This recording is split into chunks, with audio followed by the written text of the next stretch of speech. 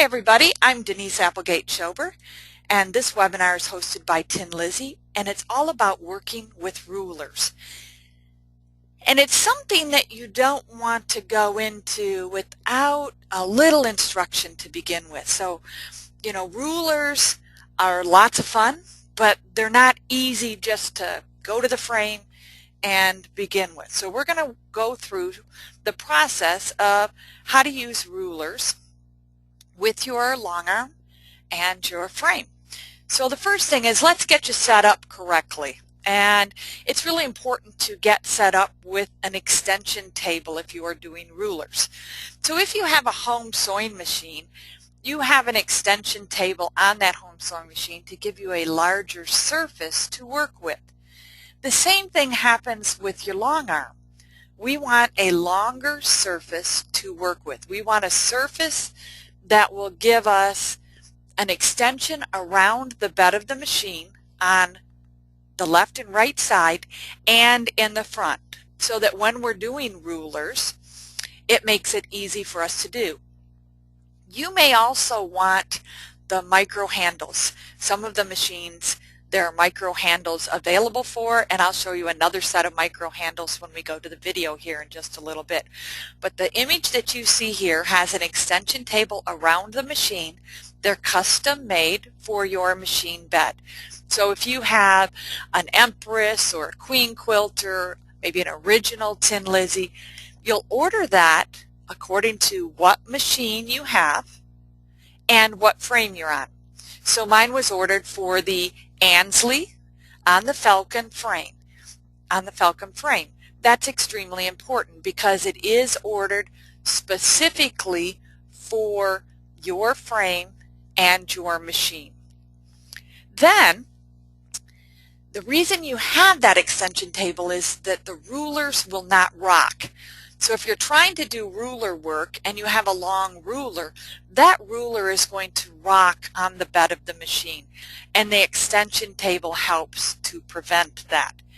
You also want to make sure that everything's level. So when I say everything's level, you want your frame level, you want your machine level on the bed of the frame.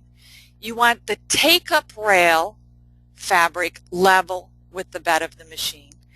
And you want the backing rail level with the bed of the machine. So when I set up my frame, especially when I'm doing ruler work and different work, I set it up with a level. And I take the level across the bed of the machine across the take-up rail. The next thing is you want your machine in regulated mode. It's hard to do ruler work, although you can do it. It's hard to do ruler work in manual or non-regulated mode. So you want to be in regulated mode. Now there are a few modes in different Tin Lizzie machines. So some Tin Lizzies have a manual, they have a cruise, and they have a Lizzie mode. And the Lizzie mode is your ruler mode. You want the mode where the needle does not pulse in place. The needle is paused until you move the machine. The needle does not move. Now on a few of the machines, like the Empress, you don't have a ruler mode, so you will stop and start your machine with the ruler in the down, or the needle in the down position while you move your ruler. So we'll talk about that. But different machines have different setups, so you want to make sure that you're either stopping your machine if you don't have a ruler mode, or that you're in Lizzie mode on the machine. I also like my frame to be loaded with my fabric over the top and not in the well, and I'll show you some pictures of that in just a moment. But over the top becomes very important because now my hands are laying flat on the bed of the machine, and that's really what I want, is my hands flat on the bed of the machine and on the bed of the frame, and that makes things much easier when I do that. My arms aren't up in the air, and so that's called over the top.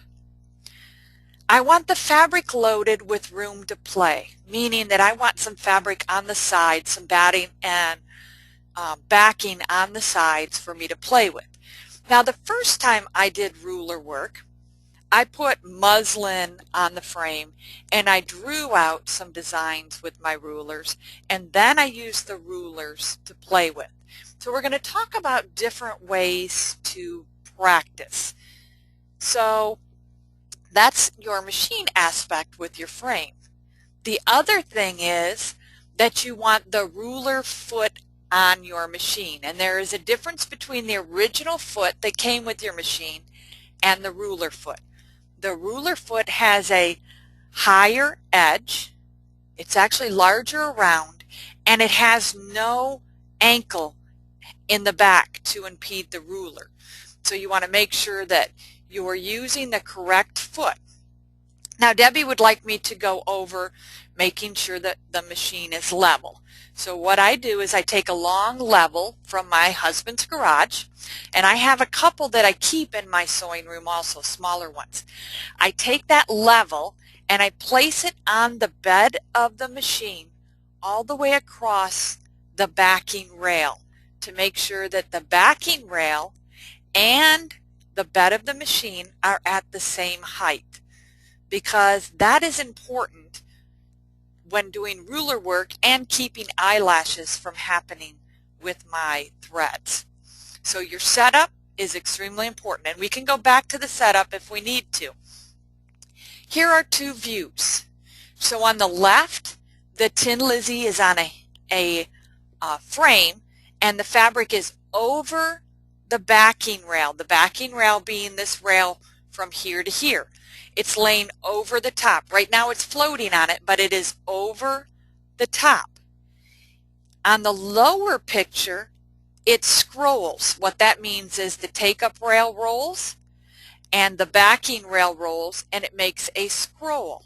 For me, I found it's more difficult to do ruler work with that rod up. So what I tend to do is remove that rod, lay the fabric over the other rod, and have everything floating or secured down on a lower rod. So in the well and over the top, there's your differences. My preference is over the top. If you have questions about in the well or over the top and you're on the live session, be sure to put those in the question box so that I can review those for you. But for me, I found it's much easier to quilt over the top than in the well. Now here's a view of the feet. So the top right hand foot, that is an open toe foot. And you never want to use an open toe foot to do ruler work. You're going to end up breaking the needle. And you don't want to have any accidents or incidents at your frame with the incorrect foot. So it's really important to use the right foot. So when you look at the other two images, the foot, the ankle is to the side and not in the back. It's actually made, it's retooled so that the ruler can go all the way around the foot. The original foot has an angle off the back, and it makes it hard for you to do ruler work with that foot. So you want to have that right foot on your machine, and you want to have the height correct. So let's review what we've talked about before with the foot height. You take your fabric, backing, you take your batting, whatever one you're going to use, and your quilt, and you load it on the frame. Find the thickest seam. So if you were doing a mariner's compass, it's going to be in the middle of that mariner's compass. If a 4-patch is what you're doing, you want to go to the 4-patch seam. You want to place a dime underneath the foot. And the foot should move freely without moving the dime. If the foot moves the dime, the foot is too tight on the fabric, and it will shift the fabric as you quilt. So you can raise and lower your ankle with the screw right here. You have room to raise the ankle and foot up or lower it. So you want to have it not too tall, about a dime's height from the thickest part of the fabric. Okay, and then position that foot. And you want the foot down when you do this so that you know that you have the pressure on the foot. That's really important when you're doing ruler work also. So in the well and the ruler foot. Now, rulers for long arm are a little different than what we cut our fabric with. We cut our fabric with rulers that have been made specifically to use rotary cutters with, and the rotary cutters come in different sizes, come in a variety of sizes, I believe 18 and 40 and 60, and those rotary cutters are made to go along the ruler. Your rulers are much thinner. They're about 1/8 of an inch thick, a ruler that's made for cutting with a rotary cutter on a mat. A long arm ruler is usually, not always, but usually 1/4 inch thick in height. Sometimes a little bigger, sometimes, but rarely, a little smaller. You can get rulers for long arm quilting that are clear. You can get them that are clear, that are see-through, kind of a green color. You can even get them that's kind of a little orange color to it. And you can get them in all different shapes. So I have lots of long arm rulers, and I use that for a lot of my free motion. There are curves. I have a stack of circles I've used. I have a paisley that I make feathers with.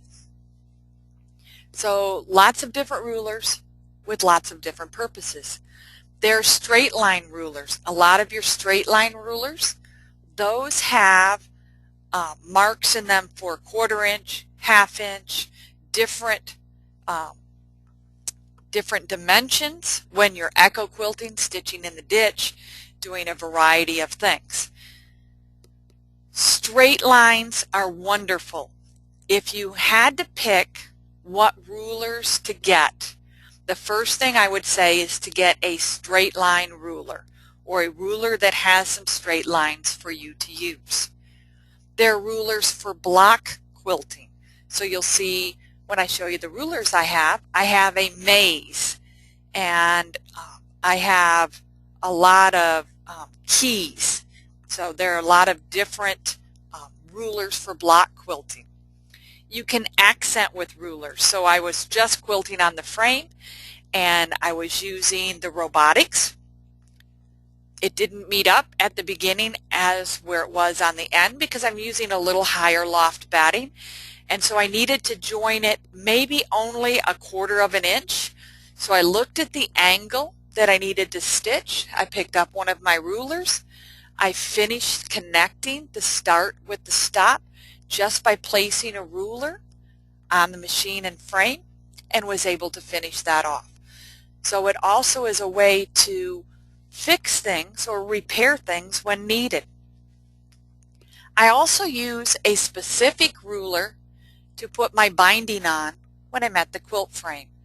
So if I'm doing donation quilts and want to help them get the quilts done quicker, or little table runners and things, I often put the binding on the frame.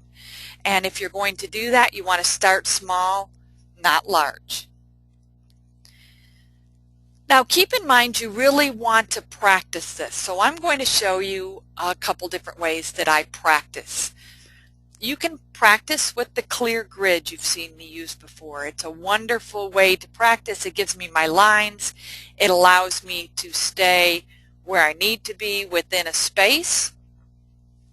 You might go to your local store and get some clear plastic. There are different gauges of plastic, and plastic is a nice way to practice your ruler work.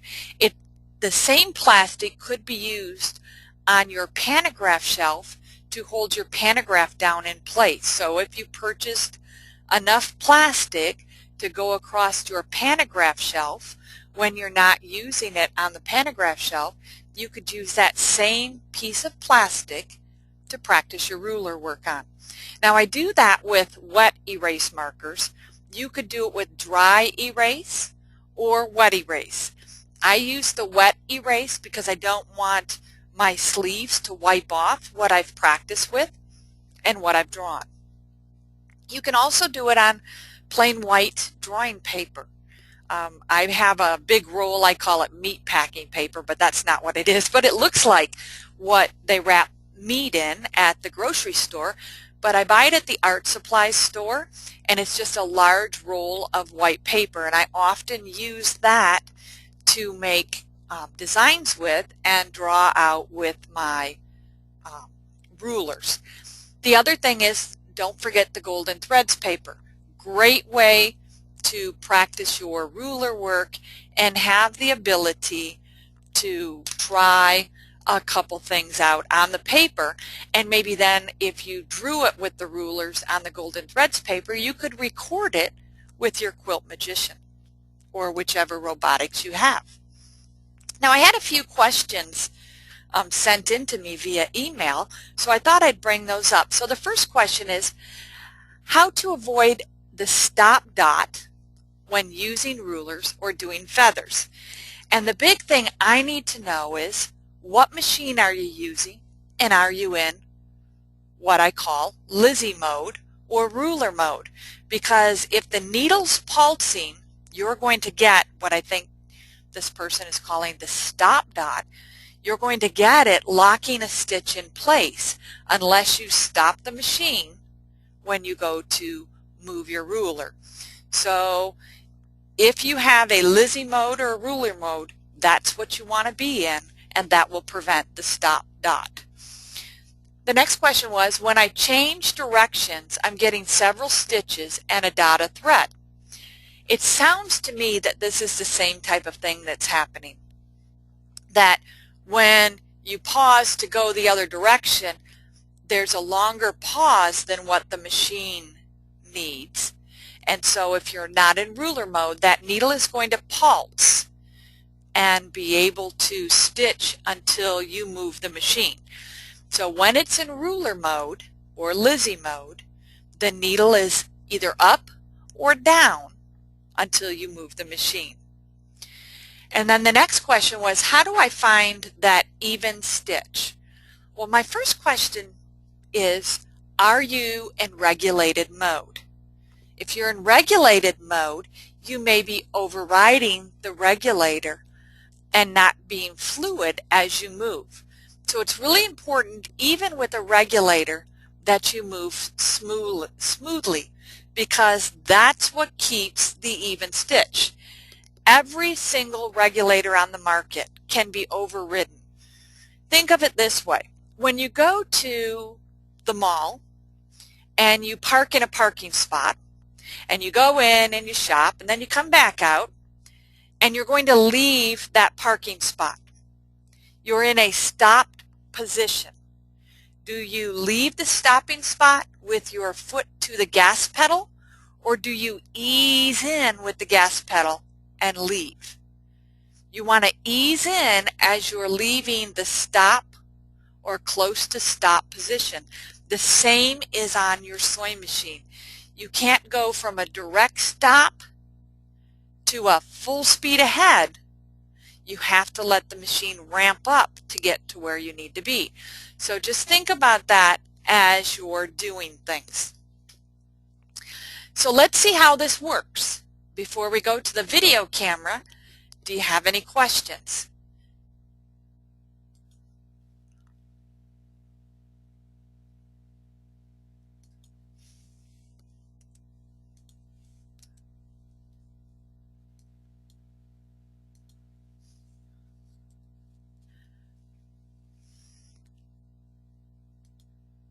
A couple good questions.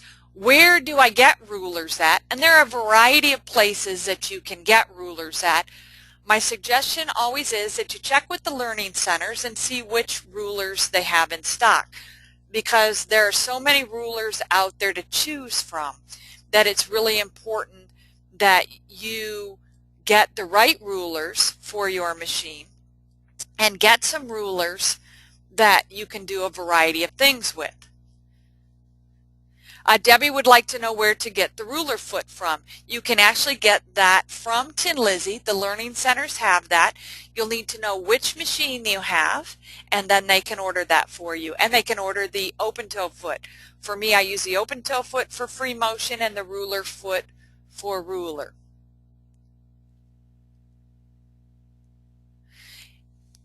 Angela says that she's tried ruler work, and at times the machine is hard to follow the ruler and will veer off. She said, what is she doing wrong? It's not necessarily that you're doing anything wrong. There is a learning curve to using rulers. And the big thing is, I would ask, are you using the extension table? And the other thing is that there are little dots. Now, you don't want the sandpaper dots. You want the long arm ruler dots. They're kind of rubbery. They allow you to move the ruler, but not for the ruler to slide. And you might want to try those, Angela, to see if those help. So on my table here, I've got a few things in front of us. So I want to show you, this is the extension table. Now, the extension table, there are great instructions on the Tin Lizzie website, but these feet come off. And depending on what machine you're on, it has a specific way that either clips to the feet and attaches to your frame, or it has brackets that attach to your frame. So this is an extension table, and really nice to have. It goes around your machine here, and the front of your machine would be in this space.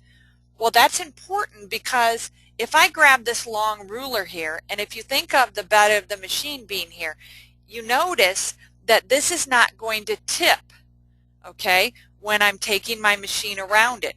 And I'm going to find a stopping point and either move the ruler or move the machine. So this is what the extension table looks like. So you want to check the Tin Lizzie website or the learning centers. You can call any of the learning centers or Tin Lizzie dealers to find the extension table for your machine. Again, they'll need to know what machine you have and what frame you're on to do the order. So I have a few rulers here. So the very first thing I want you to see is that this is my practice station. I'm not at the frame right now. I'm at a practice station. Really important to know that I have my grid secured to the cutting table. I have some wet erase markers. I have my rulers all ready to go. Now I want to show you a ruler here. This is a key ruler, so it kind of looks like a key. That's what it's called, Greco key. The big thing is you can see through part of the ruler and you can't through the other. Well, I have some pins here to show you specifically that when you purchase a ruler, it has a clear piece of plastic on the ruler. So I take a straight pin and I get a hold of this and I pick it up with the straight pin, and this piece comes off, and now I can see through this ruler. So you want to peel that off of all of your rulers. Not every ruler comes with this, and then it's just discarded. Not every ruler comes with that, but there are a lot of rulers that do. Well, now I have two Greco keys, so depending on what I'm doing, you can see we can have a lot of fun with those. So I'm going to set rulers aside as I show them to you, and then what I'm going to do is I'm going to show you how I'm going to draw. So here are two straight line rulers. One is the green color that I told you about, and the other one is a clear. These are nice, thick rulers. The ruler here, the clear one, is a little thicker than the green one. So depending on where you get them, there are different sizes for you to choose from. I showed you the Greco key. We also have a square maze. So this is kind of fun that it's a square maze. And there's no right or wrong side to the rulers. The rulers can be flipped over and turned. Then I have these great curves. So remember I said a minute ago that I joined up the start and the stop with the design that wasn't quite meeting at the end. Well, these curves are really nice because if I needed to have a small curve to get there, these are the curves that I use. These are also great to draw waves and draw feathers and different things with also. This particular one is really made for quilting, but it's thick enough, meaning quilting and piecing, but it's thick enough that I can use it with my long arm machine, and I really like this. There are two pieces. This is called the Sweet Set Curves by Creative Grid, and I've got a couple of the Gadget Girl rulers here, and then I've got a couple rulers from Quilter's Rule. This particular ruler, which is one of my favorite, has two ways. When you look at it one way, it looks like flames, and when you look at it the other way, it looks like seaweed. So when I draw this, you'll definitely see a difference in the pieces from one side to the other. Then I said that I'd show you micro maneuver handles. So the one frame I showed you, the picture of, it had micro handles. Well, these are the micro handles that I use. And my hands are laying flat on the bed of the machine when I'm quilting over the top. And this allows me to have my hands flat, and my foot will lie right in this space, and I move the machine kind of like when I moved my fabric at my home sewing machine. I'm now really moving the whole head of the machine over the fabric. So it makes it really quite nice for me to be able to move that. My favorite tool, and you're going to ask me the name, and of course I can't think of the name of it, my favorite tool that I would not be without is this particular one here. It has curves, straight line, and a point. Now let me show you why I like this. So I'm going to start up here, and I'm going to draw, and I had the camera right over top so that you can see. So my take-up rail would be up here, and my pen would actually be my needle.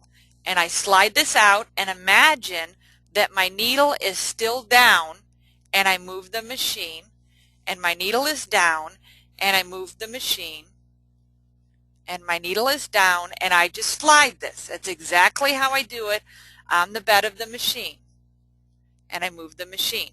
Well, I've just made clamshells, and I know that you can see that those are clamshells. Now these clamshells can also be offset. So depending on how I want them, I can come back in. There are lines on this ruler to help me to line up. So move the ruler. I'm lining up the line of the ruler here, and I'm lining up the side over here so that the needle and the foot are right beside the ruler, and I've now just made clamshells. Now keep in mind that this ruler can go on the back of the foot also. So if I needed to do it this way and flip my clamshells the other direction, you can do that, but it's really not made to go back because you have limited space on the throat of your machine. It's really made to work front, but that doesn't mean that I couldn't come down the sides of something or use this curve in another direction. You can. So that's one direction that I use this. Now here's another of my favorite with this ruler. I'm sure that you all can draw or stitch zigzags. So right now I am drawing zigzags, or I would be stitching a zigzag line, and it does not have to be the same. So what I'm saying is these zigs and zags do not have to be the same size, so I can use a line in my ruler to make a smaller zig and a smaller zag like this. Okay, so you see the zig and zag. Now this is a great way to make this. Wait till you see this. Now you're going to freehand. So you did this with the ruler, and you stopped with the needle down, and you started with the needle down, meaning down on the zigzag. I'm going to draw the next one. Let's do the red so you can really see the difference. So you did all this all the way across.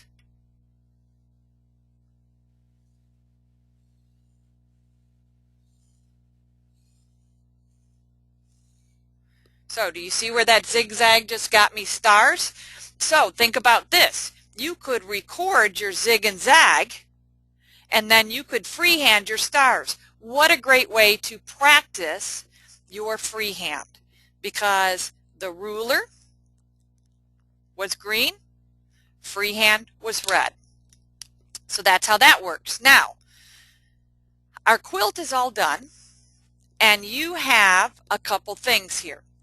So I had said that I could do my binding on the quilt with a ruler. So the ruler that I'm using right now is also the same ruler that I do my binding with. So I want you to imagine that this is our quilt on the frame.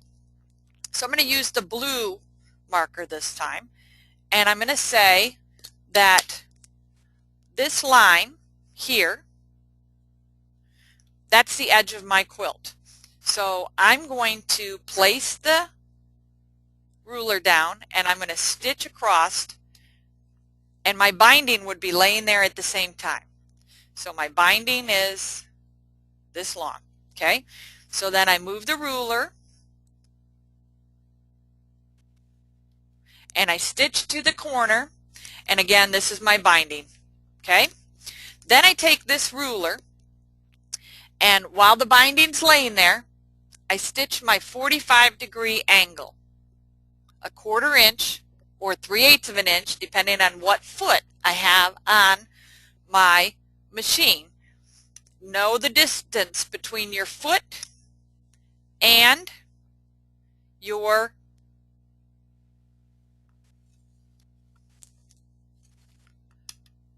I'm just going to draw this in. Know the distance from your foot and your needle. So if you have to measure that to be precise. So here's my foot, and my needle is in the center of that. I need to know the distance from the outside of the foot to the needle to know what my seam allowance is for my binding. And then I flip up my binding and fold it back down again and sew the next line down. Try it on something small. Don't try it on anything big. That's this ruler here. One of my favorite.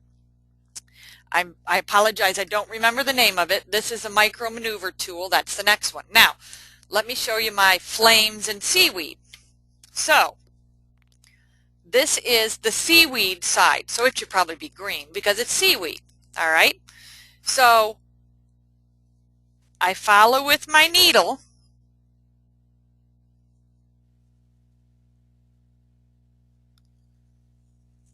And don't be afraid to pause and move, but I position myself to have it exactly where I need. So there's one movement with the machine, and then I take and I actually turn this and I shift it up. I don't keep them the same length. So now I go from here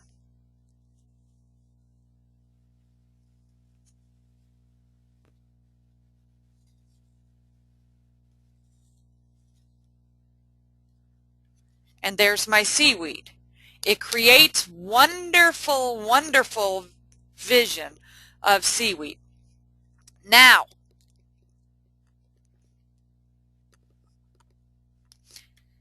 let's go to the other side. This is the flame. All right, so I'm going to put the flame over here with red.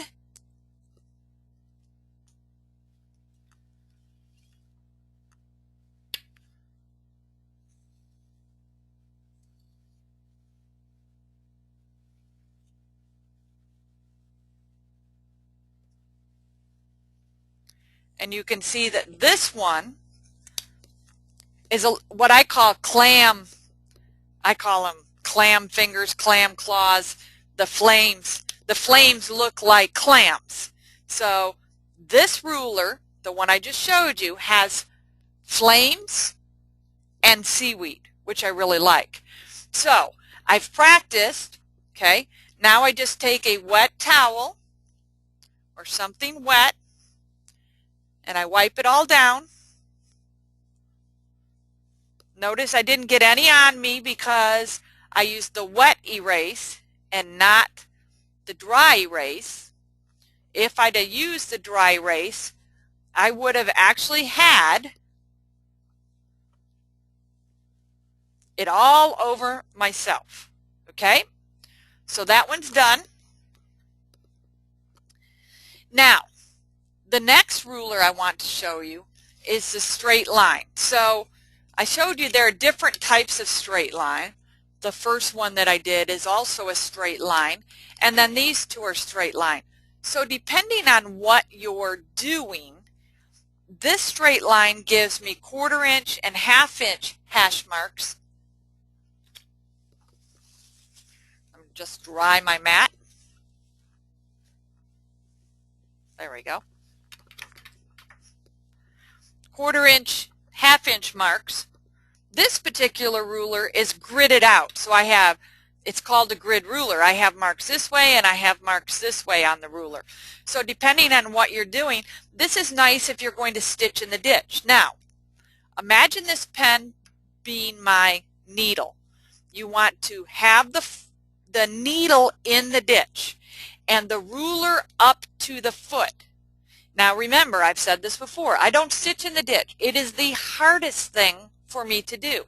I stitch in the neighborhood because I always miss the ditch.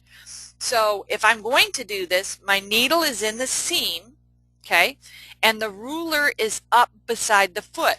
That tells me that it's going to land exactly where I need it to do. That's extremely important to know. Now we have a few questions coming in. Let me see what they are.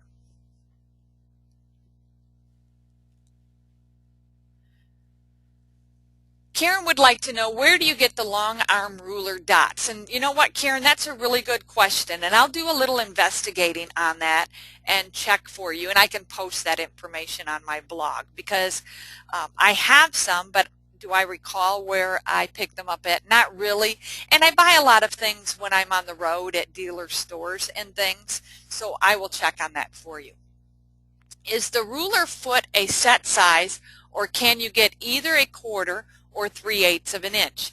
And Marty, the ruler foot is a specific size. So the ruler foot is higher and bigger round than the standard foot. I believe the standard foot on the machine is 3/8 of an inch. I mean 1/4 of an inch, and I believe the ruler foot is 3/8. But double check and measure that, because knowing what size the foot is extremely important when you want to have things line up specifically. So let's look at our next ruler. So this is the one that I said is really made for piecing and things like that. And this particular ruler, if I was going to use it, and what I have used it for, is I've actually taken and I've gone this way with one, and what's nice is it gives me the turn of my corner, which I really like. And if I turn it over, and it's a little bit hard for me to show you here because I have to turn it twice, but I turn it like this,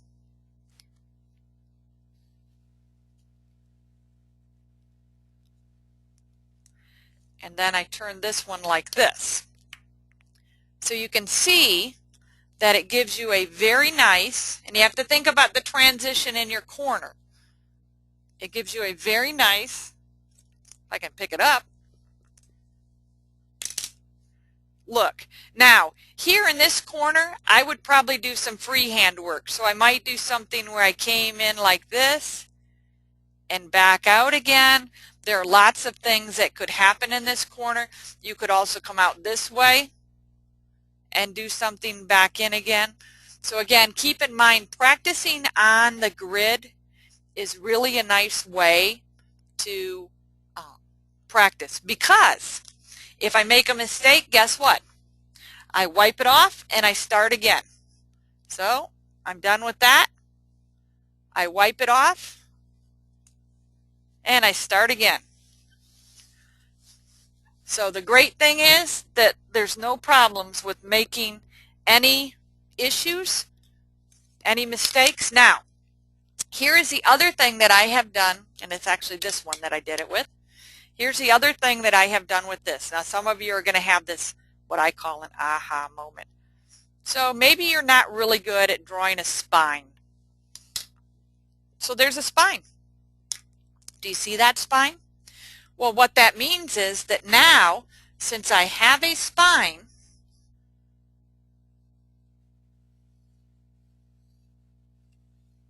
breathe, all of you that are going, oh no, I have to free motion. Okay? So I have a spine, I've added the feathers. And it's okay to stop if you are a directional person. It is okay for you to stop, go back down to the other end, and do it again. So were those feathers easier to make than me drawing a spine? Most definitely. Maybe not as you get going with things. Maybe you find that, you know what, I really can do this now. Maybe it's just a tool to help you get started while you're practicing. That's okay also. Now these are pretty cool. There's lots of things that you can do with these. So if I turn this, and I use a product called, I'll think of it in a moment, but it's a tape that you put on rulers, and I often use that, or I can use my dry erase marker and I can make myself a note that this is how it lines up on my border. And what happens is glow line tape. Instead of clamshells, I now have bigger. So you can see, and the great thing is that the wet erase comes right off. Now, watch what happens in row 2. This isn't going to be nesting, but I'm going to make a mark for my center. And I just happen to have the tape right here. So that tape can go on the rulers and give me my lineup pieces. So the second row lines up like this.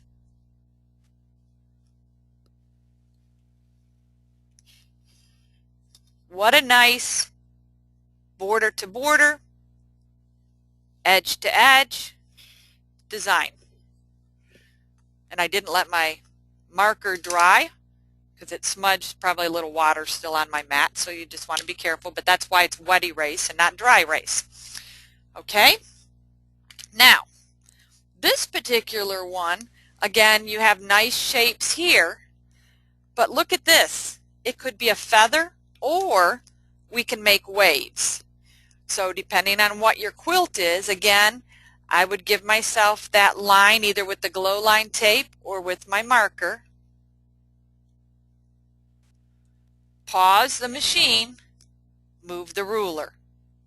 Now, if I wanted something from here to here or wanted offset, there's nothing wrong with coming like this. So you can even turn this if you needed to. So don't be afraid.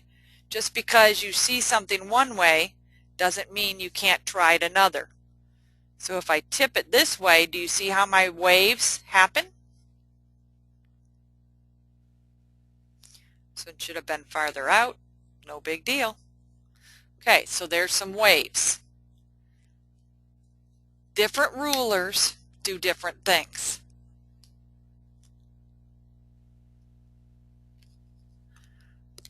I believe the tape is called Glow Line. It's a reusable tape for rulers, and it comes in the 3 colors in one package here. And what you do is you just put it on your ruler and move it as you need to use it. The keys that I have here, these are quite fun. So I'm going to draw the first one. What's nice about this is that you can do inside or outside, meaning I'm going to lay my foot up against a specific part of the ruler. So there's one way. And now when I come out the other way, I'm leaning the foot up against the other side of the ruler, which gives me a whole nother look.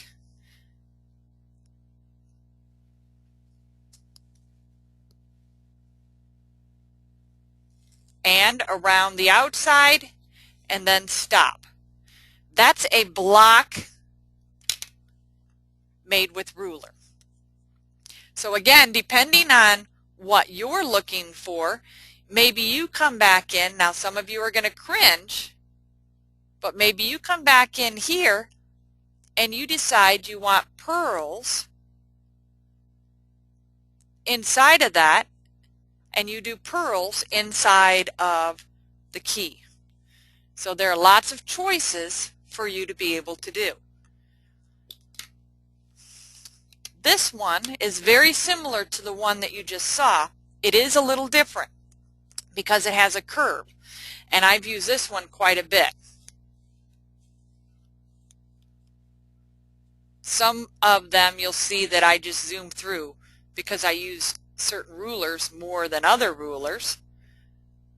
And if I stop that there and I flip this over here, you can see where this would become a border and continue on, or this could become a border this way and continue on. So depending on what you're looking for, what you're looking to achieve, get my fingers out of the way for you.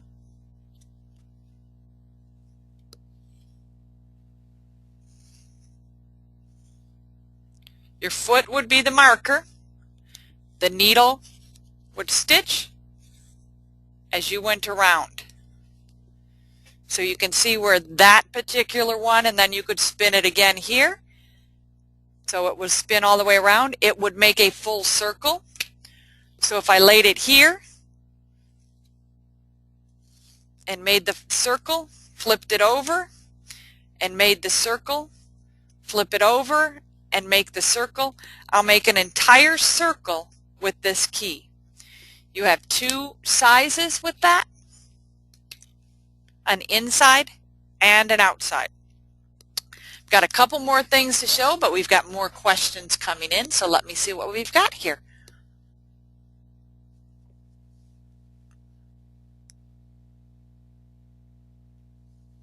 So Sarah's asking, would the pattern be a little bit different because of the space between the needle and the edge? Yes. So if you see that this is maybe a 1/2 inch, it's going to be closer with your foot and your needle depending on what foot you're using. If you're using the ruler foot, it's going to be much closer. You do not have to go on both sides of this though. You could draw in and stop when you get to the center. You don't have to go in and out.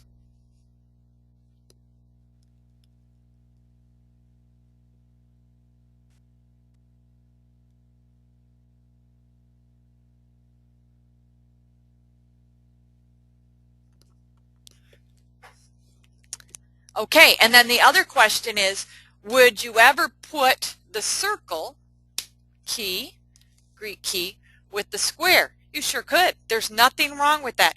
You know what? I always say there are no rules in my sewing room. So yes, I would put the circle with the square. I put circles with squares all the time. It's really up to you what you decide you want to do, but there's lots of choices. So let me just clean up my area.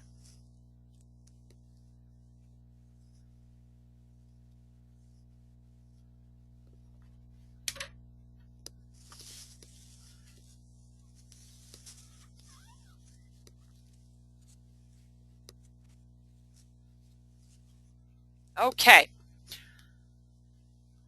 Then there are rulers that attach to a foundation piece. And this ruler is one of those. Let me finish taking the plastic off of it. I hadn't even got it out of my plastic bag yet. This ruler is called the Wave, and it would attach to a black bar that goes across your backing rail, and it will be put on angles. So if it was at this angle attached to the rail, what will happen is you can actually spiral things out from it. So I'm going to start center straight up and down to begin with. So if I took this here, and then the next one was on a slight angle.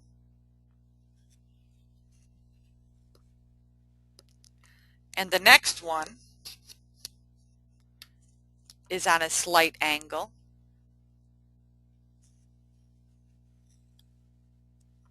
And they all end at the same point and then continue on.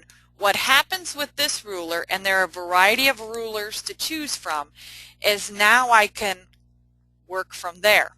So if that was my base, or maybe that was my vein,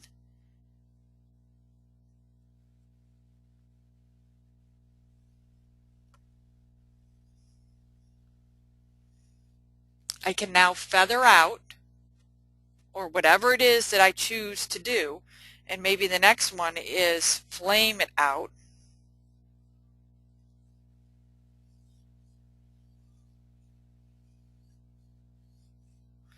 So you see, that gives me a base to work with. And maybe that curved line, I come in with another curved line or something else across from that, and that would be okay also. You know, the one ruler with the clamshells, there would be nothing wrong with coming in, if clamshells were my theme or the process of what I was looking for, to do a clamshell stop, a clamshell stop, a clamshell stop. So you see, depending on what we're looking for, and I'm making smaller clamshells as I go to get down to that bottom part, lots of fun can be had with rulers. So whether it be that you're looking for help with free motion, you have many rulers to choose from. Curves, lots of nice curved rulers. Squares, there are other curves. So depending on what your needs are, what type of quilting you like to do, maybe you start out with a straight ruler, maybe you start out with a couple curved rulers. It's entirely up to you, but there's lots of fun to be had with rulers. Angela would like to know if I use the micro handles with the rulers. I do not use the micro handles with the rulers. I use one hand on my ruler and one hand on my machine. So I'm holding the ruler and I'm moving the machine. And usually my hand is flat. So when I have my hand on the ruler, my hand is flat. So most of the time that's the way that I do it. So one hand on the ruler and one hand on the machine. And when I go to move the machine, okay, so let's just move a couple of these out of the way. If I'm using this ruler right here and the machine, I'm moving the machine while the ruler is still. When I go to move the ruler, my needle is down, I pick the ruler up and I remove it to where it needs to go for the next position. And sometimes that's where this tape becomes very handy, so that I can have it on the ruler exactly where I need to be, or I draw on my ruler. So if I need a straight line across here, then I draw on that straight line right across there and know that I can get back to where I need to be without any difficulty. So it's really important that when you move the ruler, you know where you're taking it to.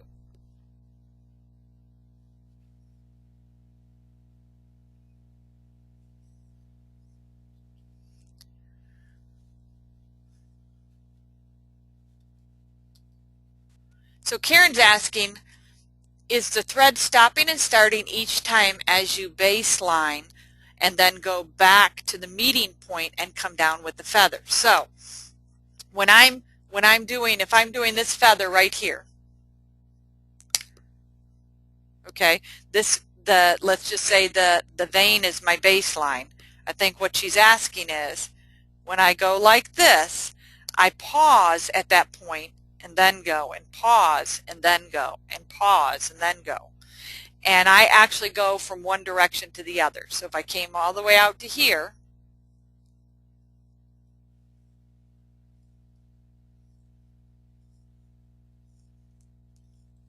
I go both directions. I've trained my brain to use both sides. So the stopping and starting is really a pause. I don't stop. It's a pause. It's a yield would be a good way to explain it. That I'm yielding at that point because that's what allows me to get close.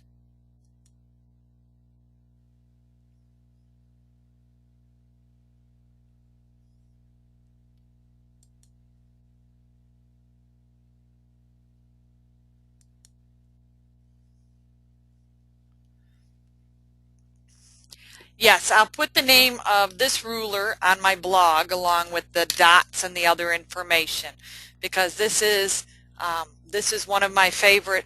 I believe that this is called a 4-in-1 tool, which I really like also. But there are different rulers for different jobs. So depending on what you're doing, there's definitely a few choices. Now, there's a question about the sandpaper dots. I tend not to use the sandpaper dots.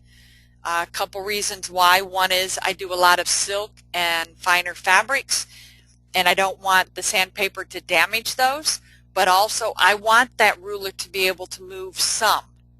The sandpaper dots I use on my cutting rulers more than I would use on a ruler for long arm quilting. I want this to have the ability to move, so I found the little rubber dots are much easier for me to use.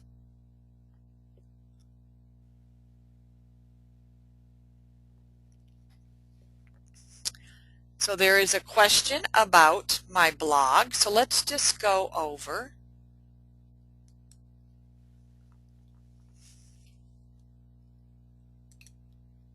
to Google, and if you type sew,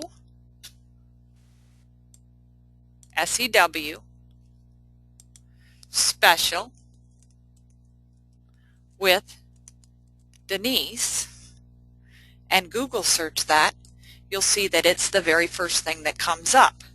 And so that's my blog, and on that I put tips and different things, and sometimes where I'm going or where I've been. So I've just finished going to Paducah, so I'll put some pictures of some of the things that I saw at Paducah and some of the quilts, and you can see pictures of that.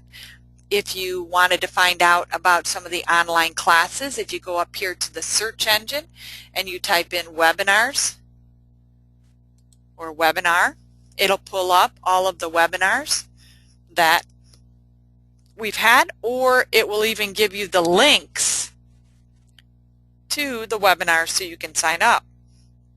So there's one May 5th, May 13th, so there's a few to choose from. You can also sign up to receive an email notifying you when things are posted on the blog. So definitely the blog has some information, batting, threads. If there's questions and things, a lot of times I post it on the blog.